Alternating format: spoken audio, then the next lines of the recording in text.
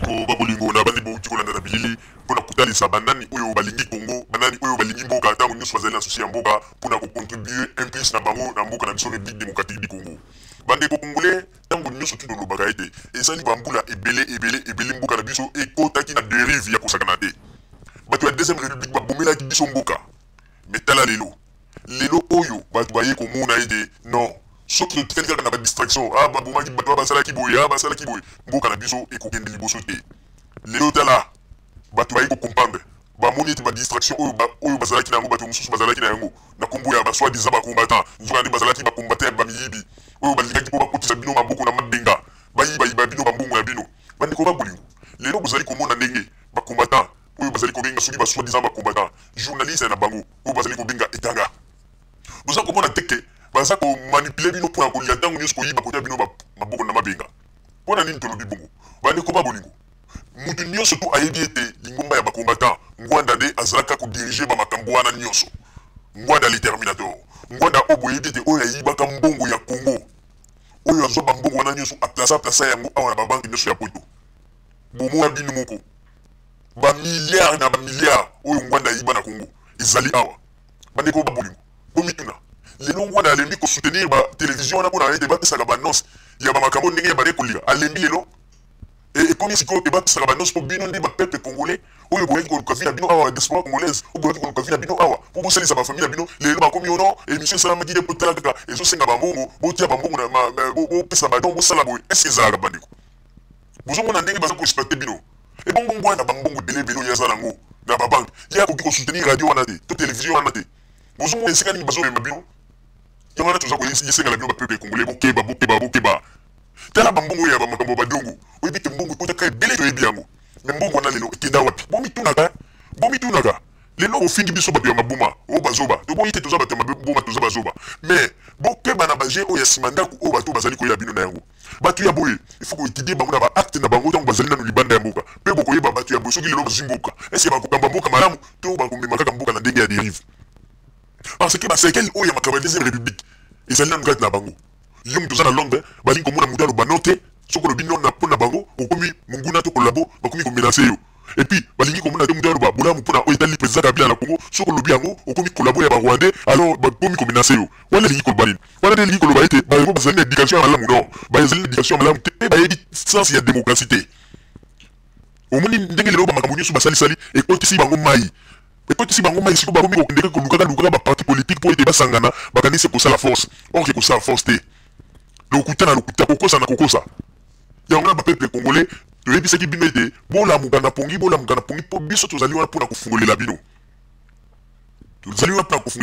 tozali wana mpona koéclaircir bino bamakambo ebele bapeuple congolais quand ya deuxième république bobosanaka te toyebisi topesaki tofungolelaka bino eloko moko tolobaka boye na ntango ya deuxième république bana oyo bazalaka bana ya botala bamakambo banda kosala bazalaka komona bazozwa bambongo ya kesi ya leta bazokende kaka na concert ya pamba ou bien concert ya wenge ou bien concert ya zaiko mwana kaka mpo babengi ete mwana ya azobima na monta ya 20 000 euros azokende nango na concert azobrile mbongo wana azopanza mbongo wana ye na baninga na ye dans l'entretemps bapapa bamaître banani baprofesseur bazalaki mpeye nani ayebi yango te alors lelo bato mosusu bazalaka koloba ete na ntango ya mobutu kutu ezalaki bien epuis bato mosusu bazotalisa biso ndenge nini bato bazali mpeye na Congo epuis motu mosusu mpe azali koose mpona koloba nini te ebongi malamu te na bacongolais basiprime kotindela bato mbongo na Kinshasa po ete soki basali bongo ekozala malamu mingi n'importe quoi après avoir yo moko batata na yo to yo moko osala bamakambo na deuxième république boyibi bambongo ya peuple boye ana poto bokimi alelelo bokomi kosala koloba n'importe quoi mpo nini boloba nini bati basiprime kotindela bapeuple mbongo na Congo a partir ya bawestern union mpona nini basiprime yango yo okanisi soki basiprime kotindela bato mbongo na Congo nde okanisi ekochange nini na Congo omoni politique na bino wana boza nango politique ya mabe ezolakisa kaka te bozali wana bozala mitema mabe mitema ya likundu bolingi mboka wana Congo ekende liboso te alors bapeuple congolais botala lisusu mutu yango oyo toyebisi bino oyo alobi ete en tout cas mpona ye amoni ete basiprime batindelaka bapopulation oyo bazali na Congo mbongo te nde bakomona makambo oyo ekochange ye moko soki totali bien ye moko ndenge azali wana soki botuni ye depuis yo makambo ozoloba eloko nini osali na Congo nini ya malongo osali na Congo okomona mpe asala eloko te atika mpe eloko te mais azoya kaka liboso ya kamera mpona kosala makelele botala moto yango oyo azali kosala makelele mpona koloba bilobela oyo babengi bilobela mwanza koganga koloba n'importe quoi aye wana poto bamindele bazwi babombie bakomi apesa moi hamburger akomi kolia asombi moi maneti asombi moi bapete atina maboko ateleli pe liboso ya bato mpona koloba na lolendo nyonso mpona kolakisa ete ye nde ayebi mingi en réalité ayebi eloko te mpo démonstration kaka oyo asali malobo kaka ya lobi eza kolakisa ete mutu ya boye ayebi mpenza eloko te ata soki bapesi ye mboka Congo dérive na dérive akoboma yango nde koboma parce que makambo aza koloba aza kokanisa te bolanda mutu yango ebongo nsima tokontinue masolo na biso oyo ete bato ya boye nde bazali bato oyo tozali kobenga bango baide poubelle baide poubelle baide nde ya boye oyo ya bato bazali nango bolanda baide poubelle ebongo nsima tokontinue émission na biso.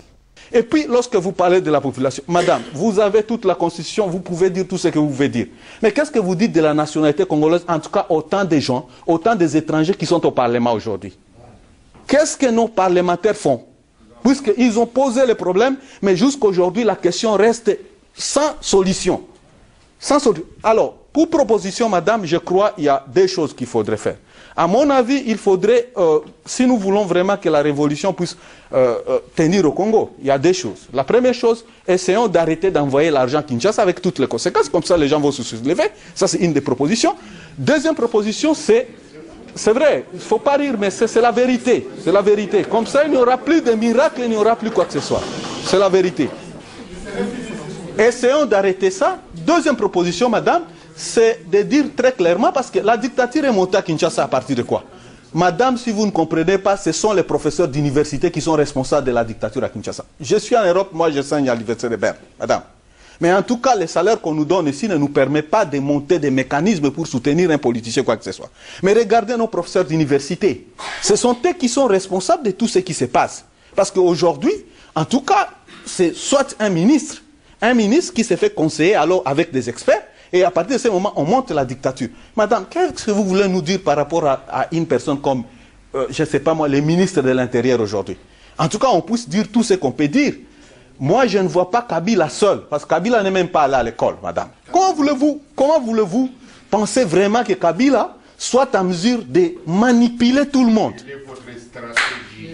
Comment vous avez... Voilà, la question, en ce qui concerne la stratégie c'est de dire à nos politiciens de cesser de faire les doubles G. Parce que ce sont eux qui nous poussent à cette affaire. Ils sont allés 35 aux élections, pour quelle motivation? Ce sont eux aujourd'hui qui organisent les élections, font tout ce qu'ils sont en train de faire. Mais pourquoi ils sont... Et vous êtes là-dedans, madame. Aujourd'hui, même si on vous soutient aujourd'hui, il n'y a pas de garantie que lorsque vous allez rentrer demain, vous allez vraiment poser notre question telle que nous posons. Parce qu'on a soutenu autant et nous sommes déçus, nous sommes vraiment très déçus des politiciens. Je dis et je vous remercie. Donc on l'a qui s'appelle les sous vidéo mon co pour être balobi la biche balobi de ah bino vous allez ko ba mama lando la mtisamkanda ah oui soki de lobi mama lando la mtisamkanda to lobi yango ba mate bandi ko babulingo bota la mutinda ya mama lando oyo ayaki na plateau ya télévision oyo ayaki ko loba makamni mama lando sa ba dimanche ndenge de na niveau ya CPI ndenge ba sigi ba pétition ndenge ba lobi ete ba gandi la dossier c'est bon mais tant que vous avez besoin de maman qui la vérité, ni qui va comprendre pourquoi tout ça combat. Bota la batu oyo tamba zo kaba preuve na magambo. Bota la ningi baita kula sangumba na plateau télévision. Bota mutu ya maman la oyo. Parce que preuve ya makambo oyo zaidi ya élection na Congo. Pour mini ninga ina mumba na plateau télévision. Bota la ninga la kisi azo plateau na plateau télévision.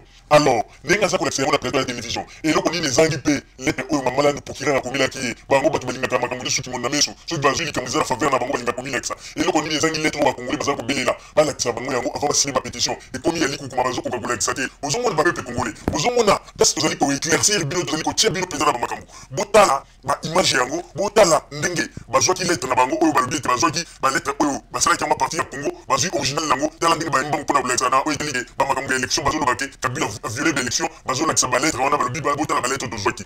Alors tala ndenge bazo la kisa yango botala vidéo et bongo soki bazali ko lekisa ba lettre ya boy. Et bongo eloko ni ezangi ko preuve oyo ba Congolais nyoso bazo luka kelelo ba kanga Kabila ndenge bazo loba. Ba tia na CPI esika kuna nani Jacques Mbemba ali. Ndenge ni bazo ko lekisa ba preuve wana te. Tolo ba tia bio bandeko ba miyibi nyoso tu ko kanga bango. Oh, est-ce que oh boye oh oyibo est-ce que peuple congolais pour ko sa peuple congolais tolo ba ki toko kanga bango balinga te. Yango wana na moment oyo botala vidéo wana po to lekisa bino ete batu oyo bazali batu moko tango bazwa kabelema bazambangu ya kokima na plateau ya télévision pona kolekisa botala ba makambo bazwaki ya ba preuve na bango bakimi mbangu na plateau ya télévision o balakisa botala simande toujours ya masolo na biso originalité yango yo bon alors ça montre que a violé la loi et puis hier na groupe na il fallait voir ça là